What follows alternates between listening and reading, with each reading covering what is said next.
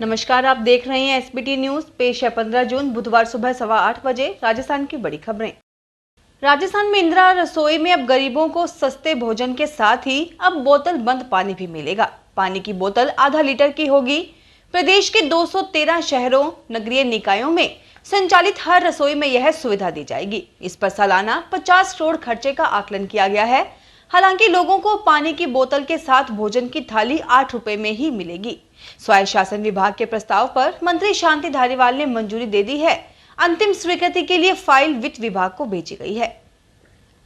राजस्थान में वेतन विसंगति दूर करने की मांग को लेकर तीनों बिजली कंपनियों के कनिष्ठ अभियंताओं का कार्य बहिष्कार मंगलवार को दूसरे दिन भी जारी है। इस बीच प्रबंधन की सांस फूल गई।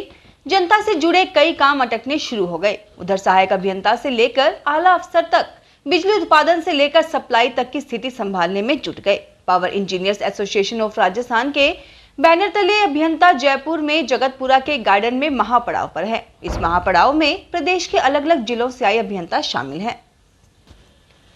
कांग्रेस सरकार के 3.5 साल के कार्यकाल में बनी 37 नई नगर पालिकाओं में चुनाव नहीं हो सकेंगे। सुप्रीम कोर्ट के आदेश के चलते सरकार को पहले नगर पालिकाओं में ओबीसी आरक्षण तय करना होगा, जिसके बाद ही इनमें चुनाव करवाए जा सकेंगे। सरकार ने अस्थायी व्यवस्था के तहत यहां सरपंचों को नगर पालिका चेयरमैन बना रखा है। दरअसल सरकार ने नई 37 नगर पालिकाओं का गठन किया था।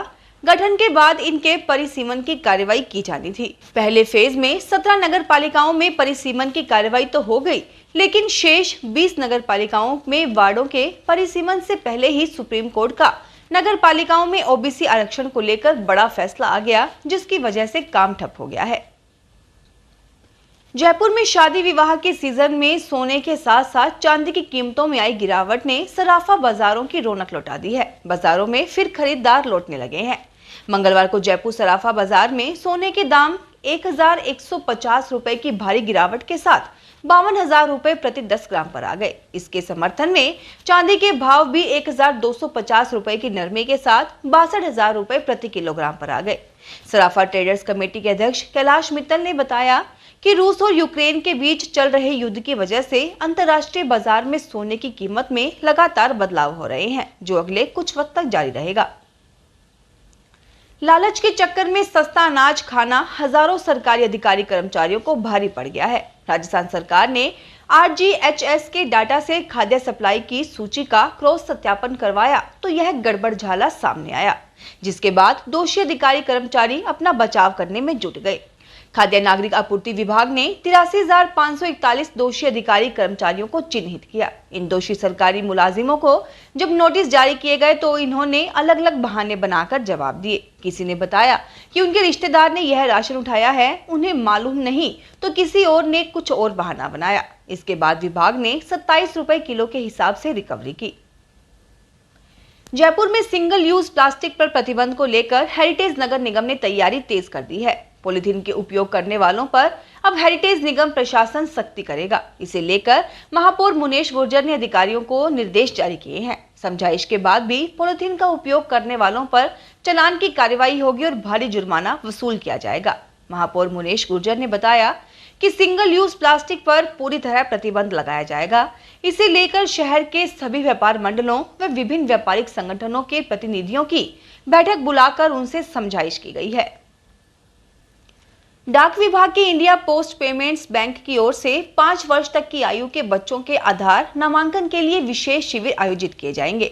अजमेर डाक मंडल के प्रवर अधीक्षक RS मुनोद ने बताया कि डाक विभाग के इंडिया पोस्ट पेमेंट्स बैंक तथा समेकित बाल विकास सेवाएं निदेशालय राजस्थान सरकार के संयुक्त प्रयासों से चाइल्ड एनरोलमेंट लाइट क्लाइंट के तहत 5 वर्ष तक की आयु के बच्चों के आधार नामांकन के लिए 10 गांवों गेगल, कानस, पुष्कर, सेंदरिया, नारेली, डुमाड़ा, अंबा, मसीना, नावा, सिरोंज और छोटा नरेना को विशेष शिविर के लिए चिन्हित किया गया है। राजस्थान में आगरा रोड पर प्रस्तावित हेरिटेज व ग्रीन सिटी क्षेत्र में फिलहाल नियमन पर रोक रहेगी। ग्रीन सिटी का तकनीकी प्लान मंत्री ने मंजूर कर दिया है, वहीं हेरिटेज सिटी के प्लान को भी मंजूरी मिलना बाकी है। UDH मंत्री शांति धारीवाल की अध्यक्षता में हुई बैठक में यह निर्णय किया गया। जयपुर के आगरा रोड पर परकोटा की तर्ज पर विकसित की जाने वाली हेरिटेज सिटी के लिए तय किया गया है कि यहाँ 300 वर्ग मीटर से छोटे भूखंडों का नियमन नहीं होगा। भूखंडों का क्षेत्रफल व माप नियंत्रित करने के लिए मानक निर्धारित किए जाएंगे। हेरिटेज सिटी क्षेत्र में 300 वर्ग मीटर, 400 वर्ग मीटर तथा 500 वर्ग मीटर के भूखंड ही अनुमोदित किए जाएंगे। राजस्थान में बाड़मेर, सिरोही, जैसलमेर और बीकानेर सहित कई जिलों में प्री मानसून की अच्छी बरसात हुई। इससे तेज गर्मी एवं लू से लोगों को राहत मिली। प्री मानसून के कारण बाड़मेर में सोमवार रात जोरदार बारिश हुई, जिससे सड़कों पर पानी बहने लगा। इसी तरह पाली, सिरोही, उदयपुर, जालोर, राजसमंद, जैसलमेर के पोखरण, बीकानेर, कोटा, जोधपुर के भोपालगढ़ एवं फलोदी क्षेत्रों में बारिश हुई।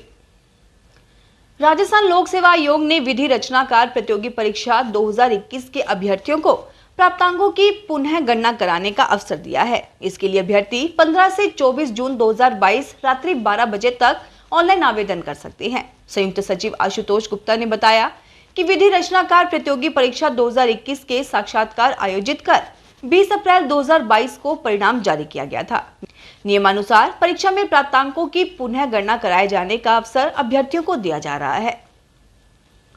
राजस्थान विश्वविद्यालय एवं फ्रांस के विभिन्न विश्वविद्यालयों के साथ हुए स्टूडेंट्स एक्सचेंज प्रोग्राम के तहत अब तक विश्वविद्यालय के 30 छात्रों का चयन हो चुका है। ये चयनित छात्र फ्रांस और स्पेन के प्रतिष्ठित विश्वविद्यालय में पढ़ाई के साथ रोजगार के अवसर भी प्राप्त कर रहे हैं।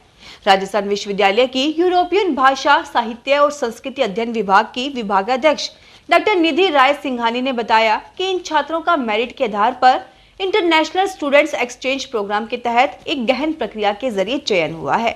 राजस्थान विश्वविद्यालय के साथ हुए इस समझौते के तहत छात्रों को इन प्रसिद्ध विश्वविद्यालयों में शुल्क, आवास और भोजन की सुविधा निःशुल्क रूप से उपलब्ध करवाई जा रही है।